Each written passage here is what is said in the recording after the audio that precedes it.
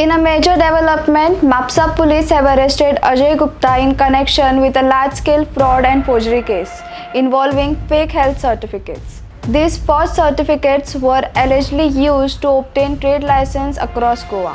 Police say Gupta issued bogus health certificates to 42 companies and 27 restaurants and hotels, enabling them to secure trade licenses to fraudulent means.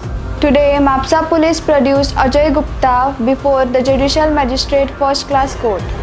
The court has extended his remand by 14 days, allowing the investigation to continue. We will keep you updated as the case progresses. तुम्ही पळयतात गोंयकारपण, गोंयकारांचो गोंयकारा खातीर.